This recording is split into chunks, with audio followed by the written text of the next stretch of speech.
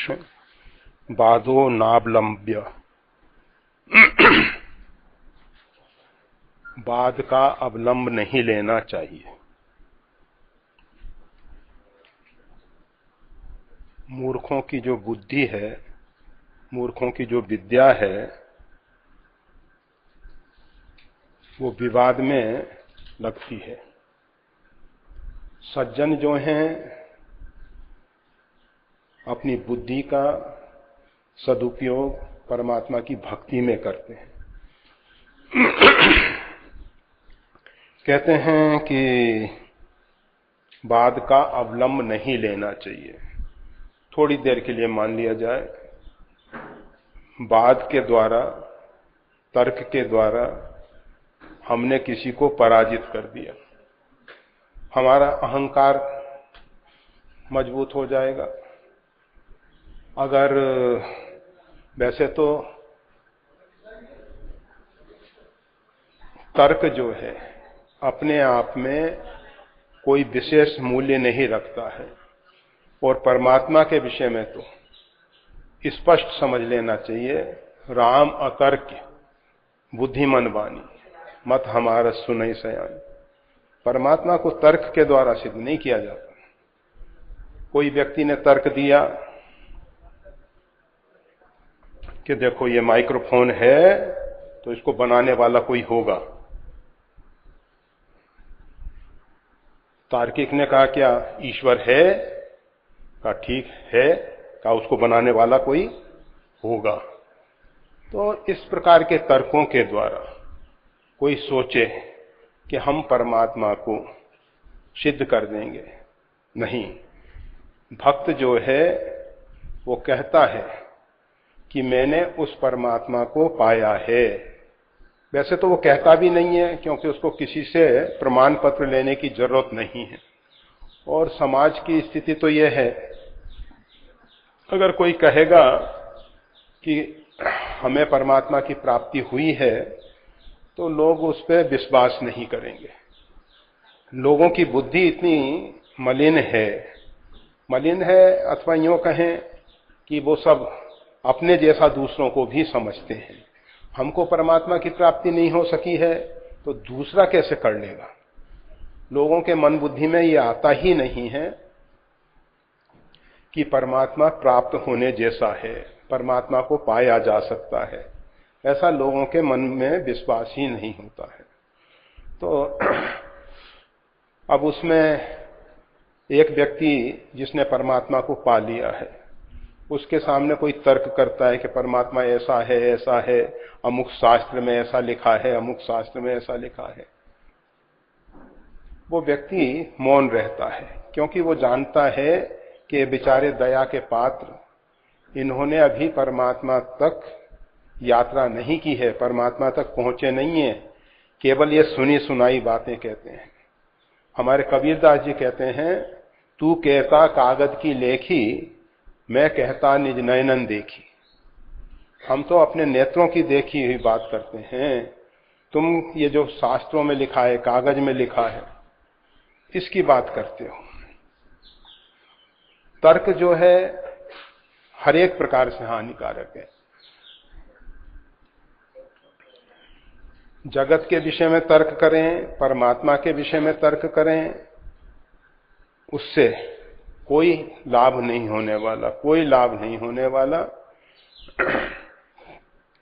कि जगत कब से है, किसने बनाया, कैसे बना, इन सब बातों से हमारा क्या प्रयोजन है। रामकृष्ण परमहंस कहा करते थे, बगीचे में गए, आम के फल लगे हुए हैं, आम के फल खाओ। किसने बगीचा लगाया, कितने पेड़ हैं, कहां से आए, इन सब के विवाद में मत फंसो। अर्थात ये जगत कहां से प्रकट हुआ, कहां से आया। क्योंकि पहले बीज हुआ कि वृक्ष हुआ, पहले मुर्गी हुई कि अंडे हुए, इस प्रकार के ये जो तर्क हैं, इस प्रकार के जो विवाद हैं, ये हमारी बुद्धि को मलिन कर देंगे। इनसे कोई लाभ होने वाला नहीं है। इसलिए भक्त जो है वो तो केवल जब देखता है कि बहुत व्यक्ति तर्क कर रहा है तो बस वो शांत हो जाता है, उसमें कोई उसके साथ प्रति उत्तर नहीं करता। अगर उत्तर प्रति उत्तर किया जाएगा तो विवाद बहुत बढ़ जाता है, बहुत बढ़ जाता है, इसलिए वो ऐसा नहीं करता है। और आप सबको तो अच्छे ढंग से मालूम है ये जो अभिमान में भरे हुए व्यक्ति हैं, उनका अभिमान ही उनको डुबा देता है। भले ही हमको अपने सद्गुणों का अभिमान हो, हमने इतने वेद शास्त्र का अध्ययन कर रखा है, हम इतने बड़े विद्वान हैं, इस प्रकार का जो अभिमान है ये भी घातक है, ये भी घातक है। ईशावास्य उपनिषद में स्पष्ट कहा है, जो अविद्या के उपासक हैं वो घोर अंधकार में डूब जाते हैं, और जो विद्या के उपासक हैं वो उनसे ज्यादा डूब जाते हैं। अर्थात अविद्या जो है लोहे की बेड़ी जैसी है, और विद्या जो है सोने की बेड़ी है, तो वो भी बंधन, परंतु हमको लगता है वो कंगन बन गया है, आभूषण बन गया है। हम उसको दिखाने की चेष्टा करते हैं कि हमने बहुत विद्यार्जन किया है और हमारे समान कोई दूसरा नहीं है। इस प्रकार से विद्या जो है अपने जो लक्ष्य है उससे हमको भटका देती है। विद्या क्या है? विद्या सा विमुक्त है। विद्या जो है हमको मोक्ष की प्राप्ति कराए, बंधनों को तोड़े, और हम तो और उल्टे बंधनों में बंध रहे हैं। तो ऐसी विद्या किस काम की? इसीलिए कबीर साहब ने कहा, पढ़ पढ़ जग मुआ, पंडित भया न कोय, ढाई आखर प्रेम का पढ़े सो पंडित होए। अगर पढ़ने के बाद भी हम वही मृत्यु के चक्कर में फंसे हुए हैं, मृत्यु से भयभीत हो रहे हैं। पढ़ने का तो ये लाभ था कि अपने स्वरूप का बोध होता, हम कौन हैं, हमारा स्वरूप क्या है, हमको परमात्मा ने किस लिए बनाया है, ये सब बोध होना चाहिए। परंतु अगर फिर भी हम पढ़ने के बाद मृत्यु के चक्कर में पड़े हैं, जन्म के चक्कर में पड़े हैं, तो ऐसी पढ़ाई किस काम की है, किस काम की है?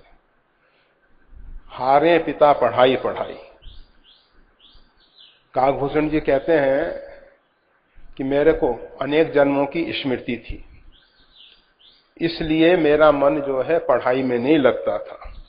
हारे पिता पढ़ाई पढ़ाई, पिता जो है पढ़ा पढ़ा के हार गए। इसका कोई गलत अर्थ ना ले ले कि बच्चों को नहीं पढ़ाना चाहिए। माता शत्रु पिता बेरी, ये न बालक पाठिता। वो माता शत्रु है, पिता बेरी है, जो बच्चों को नहीं पढ़ाते हैं। शिक्षा बहुत आवश्यक है, बहुत शैक्षणिक योग्यता परम आवश्यक है, ऐसा नहीं कि आवश्यक नहीं है। परंतु अगर विद्या हमारे अंदर अभिमान पैदा कर दे, अहंकार पैदा कर दे, दूसरों को परेशान करने के लिए हो, तो ऐसी विद्या किस काम की है, किस काम की है? तो कहा जा रहा है, बादो नावलंब्य, बाद का कभी अवलंब नहीं लेना चाहिए। अवलंब किसका होना चाहिए? परमात्मा का। हमको परमात्मा का भरोसा होना चाहिए। हमें अपने गुण विशेष का, अपनी विद्या का, बुद्धि का अवलंब नहीं लेना चाहिए। दो भक्त चले जा रहे थे, उनके साथ एक सिद्ध आ गए। अब तीनों आगे बढ़ रहे थे, रास्ते में प्यास लगी। कुआं तो था पर रस्सी बाल्टी नहीं थी। अब रस्सी बाल्टी नहीं थी तो सिद्ध ने क्या किया, अपना हाथ बढ़ाया और कमंडल जल में डुबा के भर लिया जल पी लिया। अब वो दोनों भक्तों से कहा के अब बुलाओ अपने भगवान को, तुम देखो तुम सिद्धि के लिए इस प्रकार से हे दृष्टि से बात कर रहे थे कि सिद्धि से क्या होता है, क्या होता है। भगवान का भरोसा रखना चाहिए, भगवान पर विश्वास रखना चाहिए, भगवान का अवलंब होना चाहिए। भक्तों ने आपस में देखा एक दूसरे की तरफ कि भाई बात तो ये ठीक कह रहा है, इसने तो जल पी लिया और हम सब तो प्यास से परेशान हो रहे हैं, और ये हमारे भगवान का और हमारा दोनों का उपहास कर रहा है।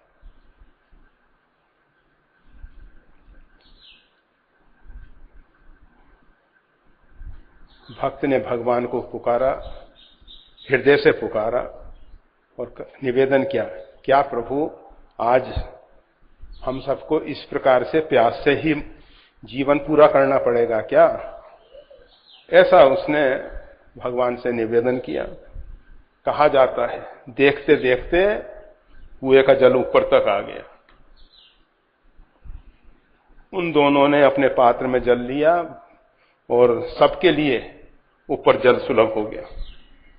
सिद्ध ने केवल अपना भला करने की सोची, और भक्त अगर अपने लिए भी परमात्मा से प्रार्थना करता है तो परमात्मा ऐसे उदार हैं, ऐसे उदार हैं कि उसका तो भला होता ही है, उसके साथ असंख्य जीवों का भला हो जाता है, असंख्य जीवों का भला हो जाता है।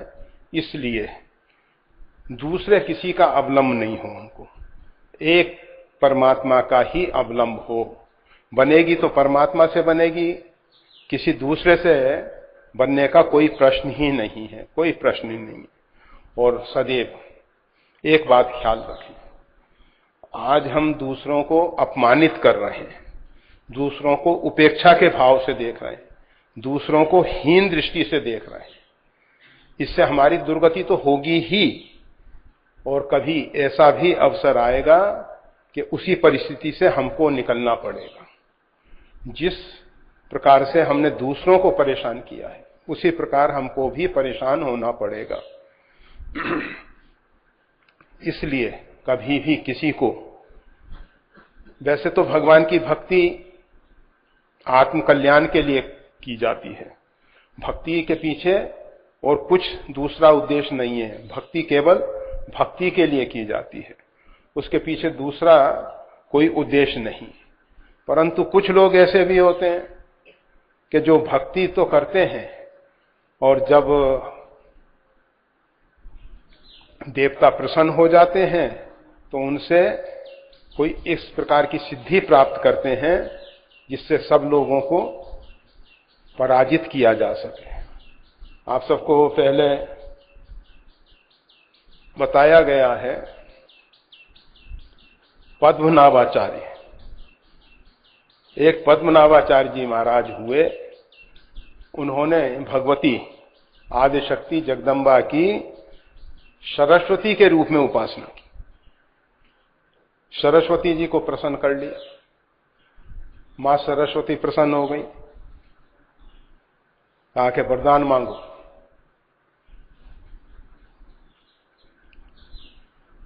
तो उन्होंने कहा कि हम शास्त्रार्थ में किसी से पराजित ना हो, पराजित ना हो। मां ने कहा कि ठीक है, एक मस्तु ऐसा ही होगा। अब उन्होंने अपने आसपास के विद्वानों को शास्त्रार्थ में पराजित किया, फिर विद्या के जो बड़े बड़े केंद्र हैं वहां पहुंचे। श्रीनगर, काश्मीर विद्या का बहुत बड़ा केंद्र था। नालंदा, तक्षशिला, इन सब स्थानों पे पहुंचते पहुंचे फिर विश्वनाथ की नगरी काशी में। काशी भगवान विश्वनाथ की नगरी।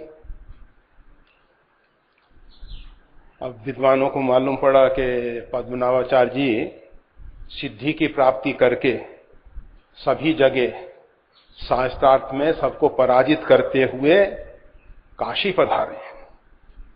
तो जितना भी काशी का विद्वान समाज है, विद्वत मंडल है, भगवान विश्वनाथ के मंदिर में पहुंचा, कहा कि भगवान ये काशी जो है आपकी पूरी है, इसके स्वामी तो आप हैं, और पद्मनाभाचार्य सबको पराजित करते हुए आ रहे हैं शास्त्रार्थ में, भगवती का वरदान है, उनको कोई पराजित तो कर नहीं सकता है। ऐसी परिस्थिति में हम सबका जो अपमान होगा, क्या आप उसको सहन करेंगे? भोले बाबा ने कहा कि देखो, उन पंडित राज से कहना काशी में श्री मठ पे चले जाएं, वहां जगत गुरु स्वामी जी के शिष्य कबीरदास जी रहते हैं, उनसे शास्त्रार्थ कर लें। अगर शास्त्रार्थ में उनको पराजित कर दिया तो हम सब अपनी पराजय स्वीकार कर लेंगे।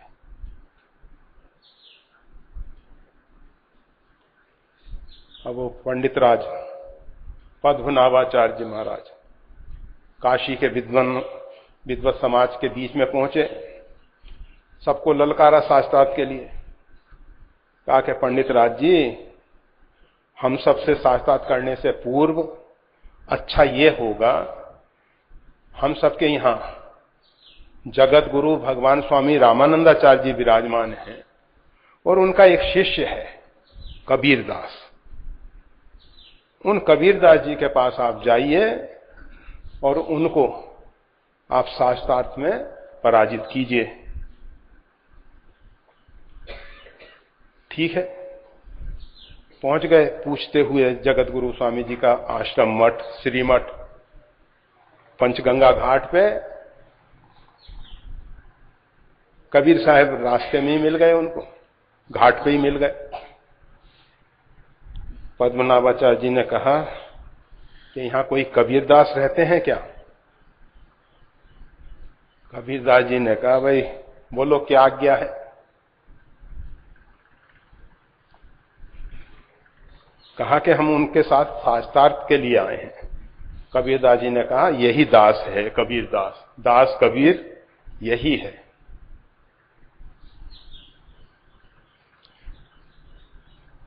परंतु मैंने तो कोई ना तो शास्त्र पढ़े हैं ना ग्रंथ पढ़े हैं, मैंने तो कागज और कलम का स्पर्श भी नहीं किया है, मैं आपसे क्या शास्त्रार्थ करूंगा? आप गलत जगह आ गए। कहा नहीं नहीं, हमको यहाँ के सब विद्वानों ने बताया है कि श्री मठ चले जाओ, पंचगंगा घाट पे, वहां स्वामी जी का एक शिष्य है कबीरदास, आपके विषय में ही कहा है। कहा भाई मैंने तो पहले बता दिया कि मैं किसी से शास्त्रार्थ ना करता हूं, ना करने की जरूरत है मेरे को। कहा अच्छा, कोई तुम्हारी जिज्ञासा हो, कोई तुम्हारा प्रश्न हो तो पूछ सकते हो। कहा हमारे ऊपर सदगुरुदेव भगवान का वरद हस्त है, जितने भी प्रश्न उठते हैं उनके समाधान अंदर ही हो जाते हैं, हमको समाधान के लिए बाहर जाना ही नहीं पड़ता है कभी। हमारे पास कोई ऐसा प्रश्न नहीं है जिसका समाधान हमको कहीं बाहर से करना पड़े। कबीर साहब ने कहा अच्छा एक बात बताओ पंडित जी, मैं आपसे एक प्रश्न करता हूं, आप पढ़कर समझे या समझ के पढ़े? अब वो पंडित राज चक्कर में पड़े कि अगर समझ होती तो फिर पढ़ने की क्या जरूरत थी, और अगर पढ़ने के बाद समझ आ गई होती तो फिर ये तर्क वितर्क वाद विवाद इसकी क्या आवश्यकता थी? पढ़े लिखे कर ये फल भाई, भजिए राम सब काम बिहाई। पढ़ाई लिखाई का तो एक ही फल होता है भाई कि सब प्रपंचों को छोड़ दो और भगवान की आराधना उपासना करो, भक्ति करो। पंडित जी ने कहा इनको क्या उत्तर दें। तो पंडित जी जो हैं निरुत्तर होके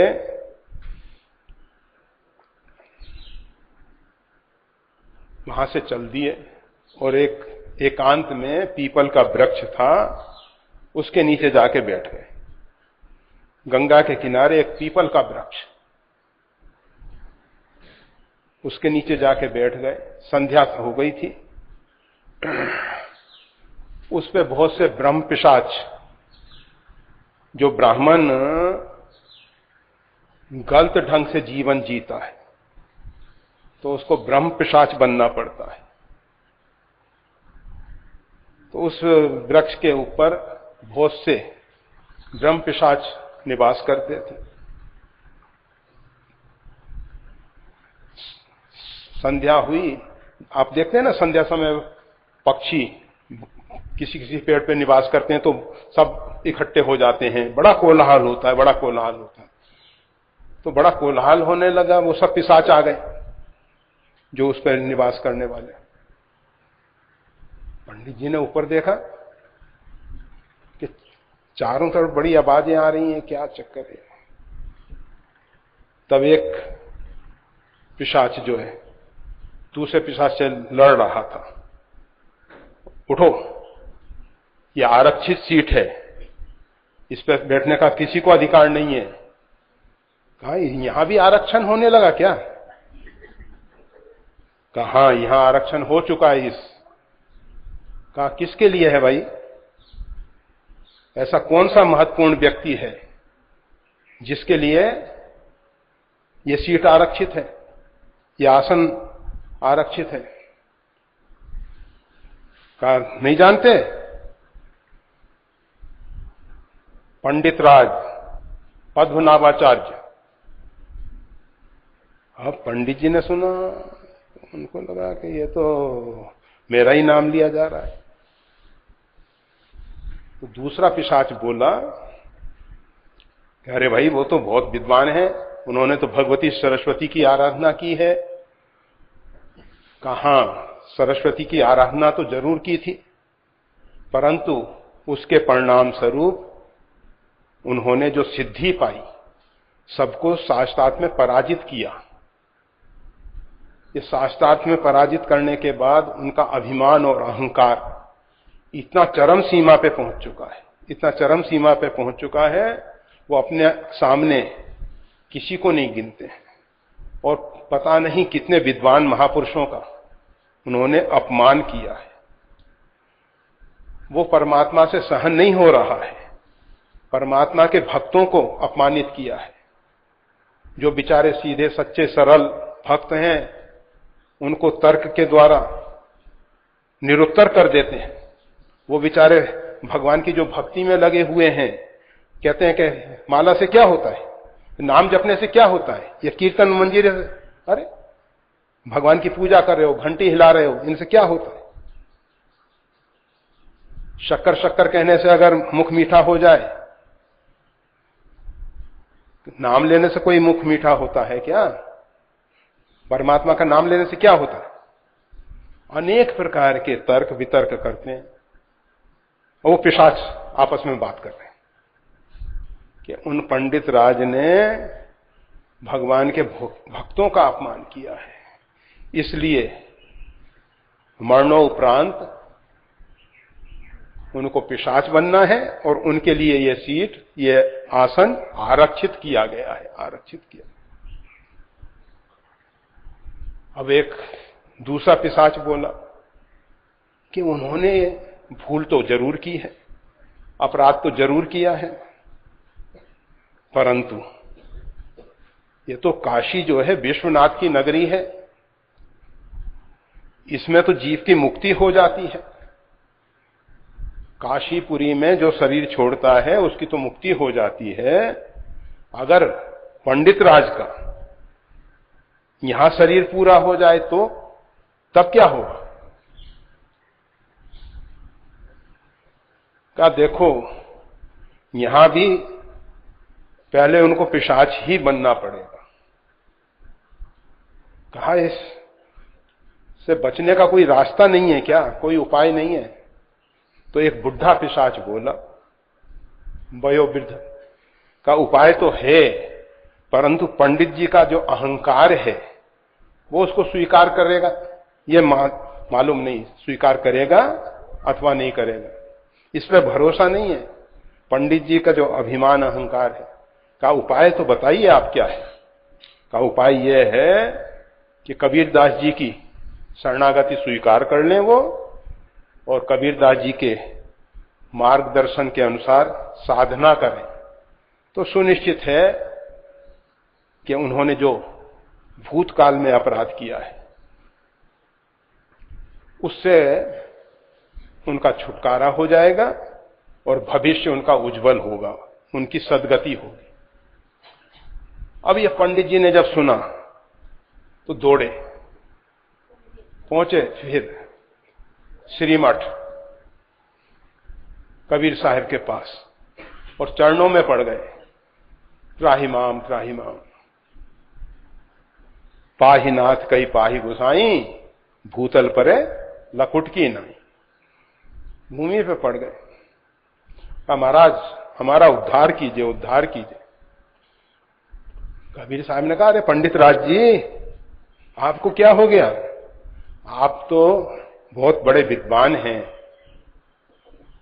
आप मेरे पास न जाके हमारे जो सदगुरु हैं जगत गुरु स्वामी रामानंदाचार्य जी महाराज, उनके चरणों में जाइए, उनकी शरणागति स्वीकार कीजिए।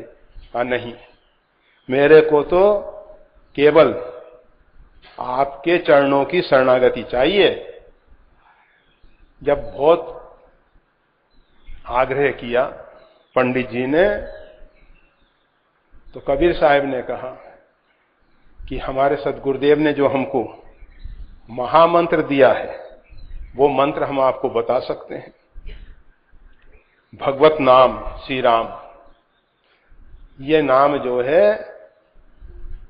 यही परम कल्याण का कारण है, बस इसका जप करिए।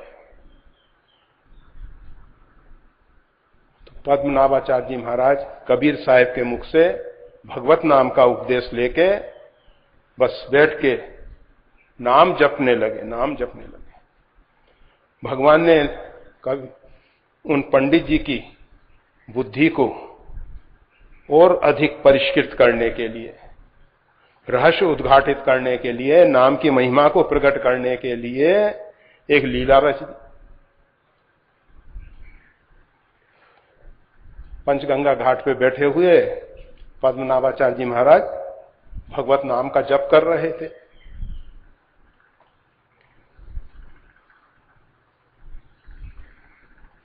कोई व्यक्ति आया, उसने कहा हमें कबीर साहब से मिलना है। कहा साहब तो इस समय गुरुदेव की सेवा में है, आपको क्या प्रयोजन है, किस प्रयोजन से आप यहां आए, आपकी क्या इच्छा है।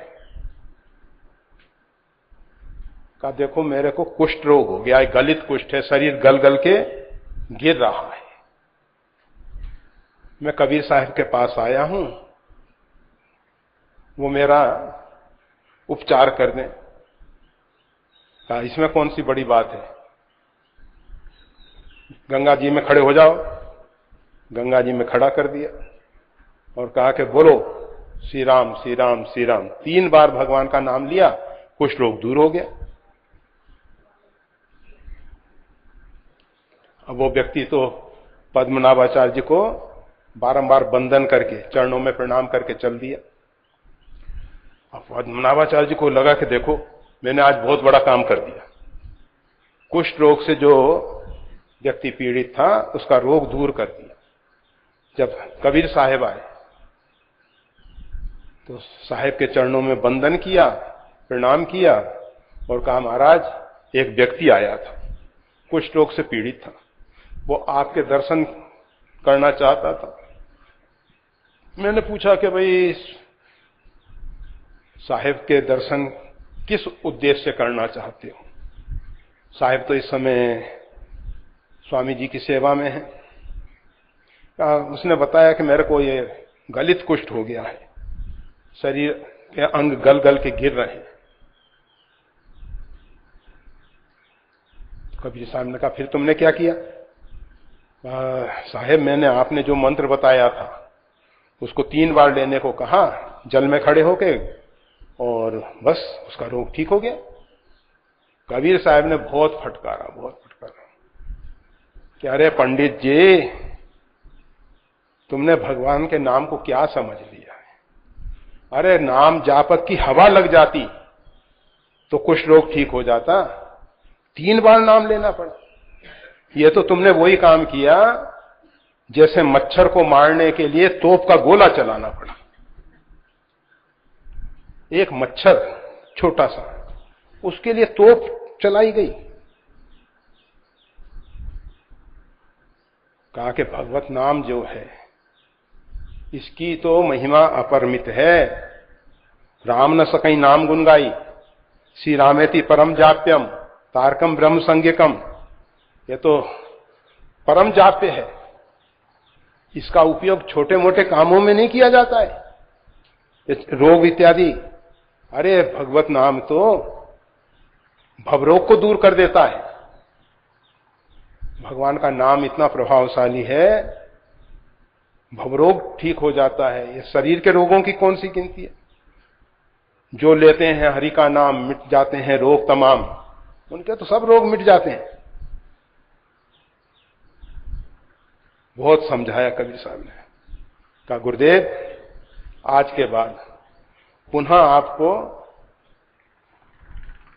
शिकायत नहीं सुननी पड़ेगी। फिर पद्मनाभाचार्य जी महाराज लग गए। बड़ी लंबी कथा तो बता रहे थे, बादो नावलंब्य, बात का अवलंब नहीं लेना चाहिए। क्योंकि वैसे दक्षिण भारत में जिस समय जगत गुरु भगवान स्वामी जी का आविर्भाव हुआ इस भूमंडल पे, उस समय बड़े बड़े विद्वान आपस में शास्त्रार्थ करके एक दूसरे को पराजित कर रहे थे। किसी का शिरोच्छेद कर दिया जाता था, किसी के नेत्र निकाल लिए जाते थे। जो पराजित होता था उसको शिष्यत्व स्वीकार करना पड़ता था। अनेक अनेक प्रकार से समस्याएं बन रही। हमारे स्वामी जी ने कहा, शास्त्रार्थ की कोई जरूरत नहीं है, कोई जरूरत नहीं है। वो सब बहुत स्वामी जी का जीवन में ऐसी बहुत सी घटनाएं हैं। स्वामी जी ने जो भी साधक जिज्ञासु स्वामी जी के पास पहुंचा, उसकी साधना पद्धति से उसी मार्ग में उसको आगे बढ़ा के उसको लक्ष्य की प्राप्ति कराई। स्वामी जी ने किसी की साधना पद्धति को बदलने की बात नहीं की। जिस पद्धति से तुम उपासना कर रहे हो, साधना कर रहे हो, उसी मार्ग में आगे बढ़ो। स्वामी जी उसमें सहयोग कर देते थे। मुसलमान पहुंचता था तो उसी प्रकार की खुदा की इबादत करने का ढंग स्वामी जी बता देते थे। जिस भी प्रकार का साधक, जैन, बौद्ध, जो भी हो, तो स्वामी जी वाद विवाद नहीं। वो कहते थे भगवान की भक्ति करो, श्रुति सम्मत हरि भक्ति पथ संयुत ज्ञान विवेक। तो नारद जी कह रहे हैं, वादो नावलंब्य। अब इसके बाद कहते हैं बाहुल्या बकाशादि नित्य तत्वाच। बाहुल्य अवकाश, ये जो वाद विवाद है इसके बहुत बढ़ जाने की संभावना है। इसमें बहुत बाहुल्य अवकाश है, मतलब इसको फैलने के लिए बहुत रास्ते हैं। जब हम तर्क वितर्क करेंगे तो बातें ही बात कर बढ़ जाई। लोमश जी और काकभूषण जी वाद विवाद होने लगा। उत्तर प्रति उत्तर में कीना, मुनि भय क्रोध के चीना, अति संघर्षण कर जो कोई अनल प्रगट चंदन ते हुई। अगर चंदन जैसे काष्ठ को, कहते हैं चंदन काष्ठ बहुत शीतल होता है, उसका एक नाम श्रीखंड है। ये खाने वाला नहीं। मौका हो श्रीखंड समाना, रामायण में आया है। चंदन, चंदन काष्ठ जो है शीतल है, शरीर में गर्मी बढ़ जाती है तो चंदन का तेल एक आध बूंद आप जल में ले लो, दूध में ले लो, शरीर में चंदनाशव शीतलता प्रदान करने वाला, बहुत अधिक शीतलता है। श्री राम। तो परंतु उस चंदन को भी अगर बिना पानी के घिसा जाएगा, अति संघर्ष करे जो कोई, अनल प्रगट चंदन ते हुई, तो चंदन से भी अग्नि प्रकट हो जाती है।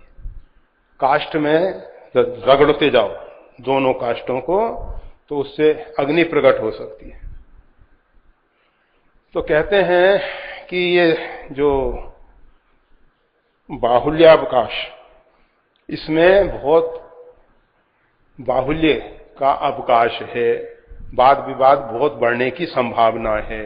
उत्तर प्रत्युत्तर बढ़ते चले जाएंगे और परिणाम कुछ नहीं आएगा, और परिणाम आएगा तो विपरीत आएगा, सही परिणाम नहीं आएगा। ब्रह्मसूत्र में भी कहा गया है तर्क की प्रतिष्ठा नहीं है, कठोपनिषद में भी आया है, अनेकों जगह पे ये बात कही गई है। नारद जी जो हैं वो भी इसी बात को कह रहे हैं कि ये तर्क वितर्क जो है इसमें प्रवेश करने की जरूरत नहीं है। अगर इसमें प्रवेश किया जाएगा तो बहुत बढ़ने की संभावना है, और इसके बाद भी ये कोई नियत नहीं है कि इसका परिणाम आ ही जाएगा। अगर समझदार व्यक्ति होगा तो स्वीकार कर लेगा, और ये तो निश्चित है कभी कभी कोई तर्क हमारी बुद्धि में नहीं आएगा उस समय, और हमको लगेगा कि हम पराजित हो गए, तो यथार्थ जो सत्य है उससे हम भटक जाएंगे। तो कहते हैं नारद जी, इसमें ऐसा नियत भी नहीं है कि इसका कोई परिणाम आ ही जाएगा, इसलिए ऐसे चक्करों में फंसने की जरूरत नहीं है।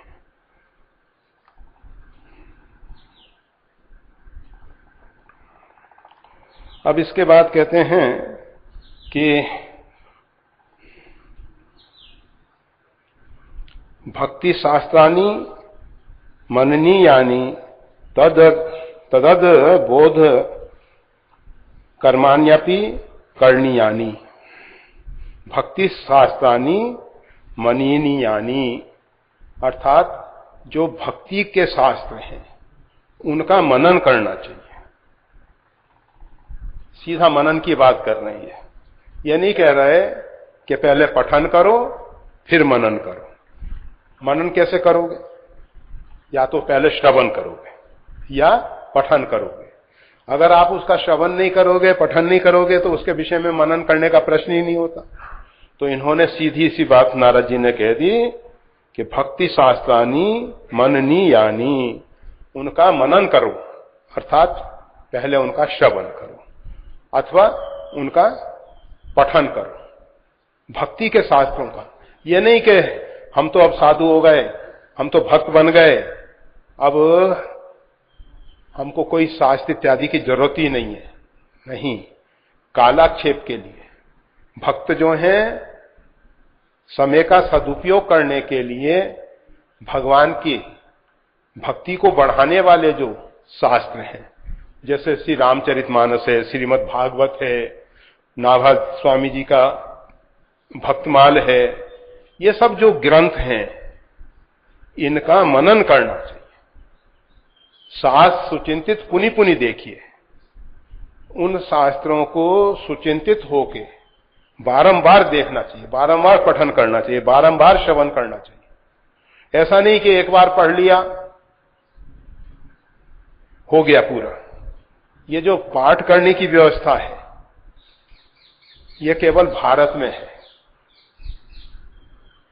और दूसरी जगह ऐसा जैसे रोज गीता का पाठ करने वाले, रामायण का पाठ करने वाले, राम रक्षा के पाठ करने वाले, ये सब भारत में मिलेंगे आपको। बारंबार पाठ, रामायण की चौपाइयां, रामायण के दोहे, गीता के श्लोक, ये सब हमारे हृदय में बस जाएं और फिर जब शांति से हम बैठें। आप देखते हैं ये गाय भैंस पशु जो हैं पहले कुछ चारा खाते जाते हैं, फिर शांति से बैठ जाते हैं और बैठने के बाद जुगाली करते हैं। धीरे धीरे उसको, उनमें शरीर में पित्त अधिक होता है तो वो अंदर जाने के बाद घूमता रहता है। हम सब दांतों से उसको अगर अच्छे ढंग से नहीं चबाएंगे, उसको बिल्कुल अबलेह के रूप में अंदर नहीं ले जाएंगे, प्रभाई के रूप में अंदर नहीं ले जाएंगे, तो फिर यहां वो घूमता रहता है और घूमने के बाद हो सकता है मुंह में आ जाए। तो वो गाय भैंस इत्यादि के ऐसा ही होता है, वो अच्छे ढंग से नहीं चबाते हैं तो वो मुख में फिर आ जाता है, फिर उसको धीरे धीरे चबाते रहते हैं, धीरे धीरे बैठे बैठे, उसको कहते हैं जुगाली करना। तो इसी प्रकार से आप नित्य प्रति गीता है, रामायण है, श्रीमद् भागवत है, भक्तमाल है, ये जो भक्ति के शास्त्र हैं, भक्ति के शास्त्र हैं, इनका रोज बारंबार पाठ करते रहो।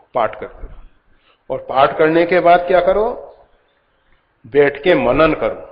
तो यहां कहा जा रहा है भक्ति शास्त्रानी मनीनी यानी, उनका मनन करना चाहिए, फिर आपको उसके रहस्य उद्घाटित होंगे। पहले अर्थ समझ में आएगा कि भगवान श्री कृष्ण कह रहे हैं सर्वधर्मान परित्यज मामेकम शरणम ब्रज अहम तम सर्वपापेभ्यो मोक्षयिष्यामि मा शुचि।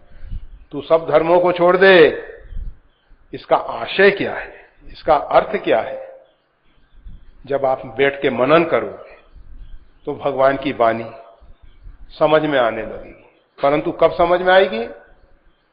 जब आप अर्जुन जैसे भगवान के लिए आत्मसमर्पण करो, जैसे अर्जुन ने अपने जीवन रथ की बागडोर भगवान श्री कृष्ण के हाथ में सौंप दी। इसी प्रकार से अगर हम अपने जीवन रूपी रथ की बागडोर, अपनी बुद्धि की बागडोर भगवान के हाथ में सौंप देंगे तो फिर गीता के अर्थ प्रकट होने लग जाएंगे। रामचरितमानस जब बहुकाल करिए सत्संग, सत्संग की जरूरत बताते हैं। जो नहाई चह यही सर भाई, सो सत्संग करो मन लाई। ये रामचरित रूपी मानसरोवर में कोई व्यक्ति स्नान करना चाहता है तो सत्संग करो, आपस में विचार करो। पहले सूत्रों में आया है कि भक्त जो हैं आपस में बैठ के भगवान की चर्चा करते हैं, परमात्मा की चर्चा करते हैं। तो यहां शास्त्रों का पठन करो, श्रवण करो और उस पर मनन करो, तो फिर भक्ति के जो सूक्ष्म सूत्र हैं वो हमको समझ में आने लग जाएंगे।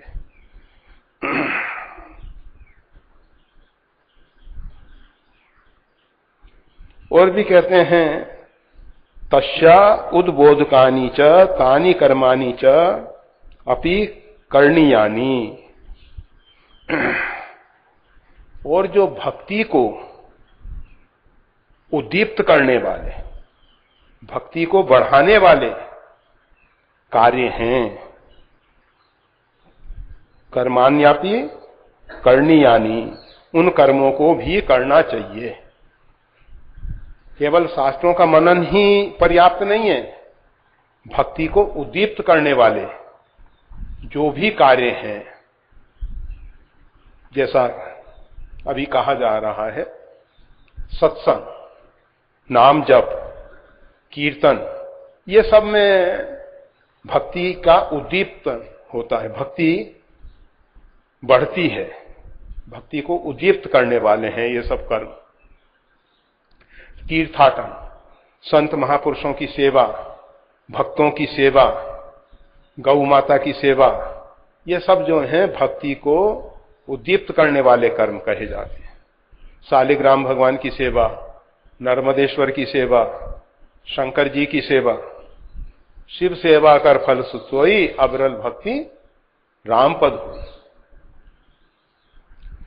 तो ये सब जब हम त्रिभुवन गुरु भगवान शंकर की सेवा करेंगे, नर्मदेश्वर की सेवा करेंगे, रामलाल जी की सेवा करेंगे, तो इससे भक्ति जो है उद्दीप्त होगी, भक्ति बढ़ेगी। और अगर हम कुछ नहीं करेंगे, इसमें दोनों बातें समझ लेनी चाहिए। एक तो ये कि हमारी अगर नीचे की कक्षा है तो उस समय ये साधन का कार्य करेंगे, भक्ति को उद्दीप्त करने में सहायक होंगे, भक्ति को बढ़ाने में ये सहायक होंगे। और अगर हमारी सिद्धावस्था आ गई, अर्थात हमको प्रेमा भक्ति प्राप्त हो गई, उसके बाद उसमें आनंद की अनुभूति होगी, रसानुभूति होगी। फिर भगवान की सेवा में, भगवान के कीर्तन में, भजन में आनंद आने लगेगा, आनंद रूपी रस प्रभावित होने लगेगा।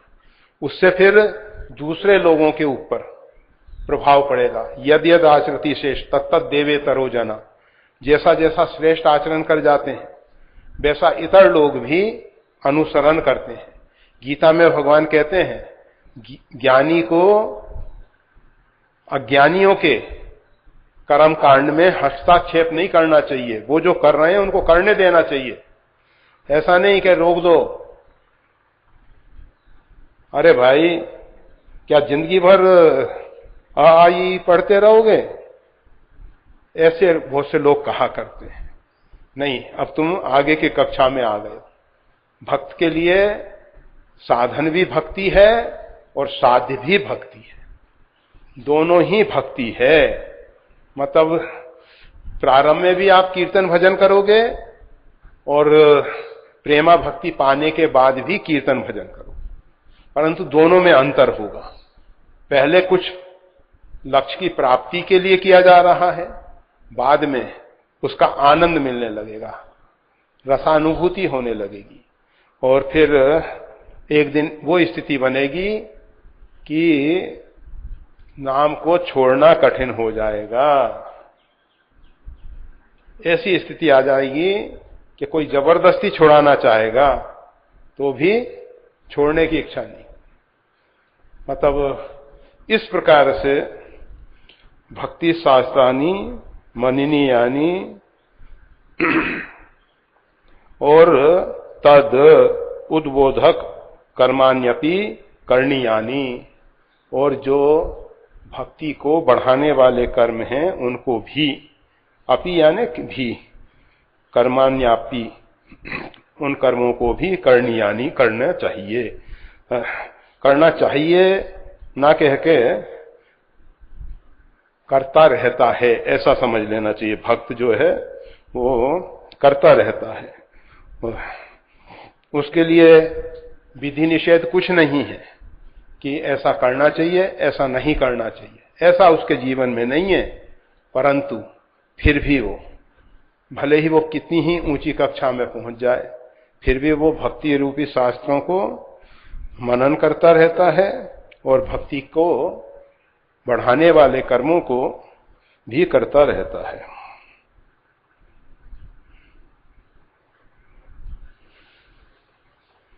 अब इसके बाद और भी कुछ नियम बताए जा रहे हैं। अहिंसा, सत्य, शोच, दया, आस्तिक्यादि चारित्र्यानि परिपालनीयानि। अहिंसा च, सत्य च, शोचम, दया, आस्तिकम, इन सब को भी पालन करना। तो इस विषय में फिर आगे समय अनुसार चर्चा की जाएगी। जय श्री राम।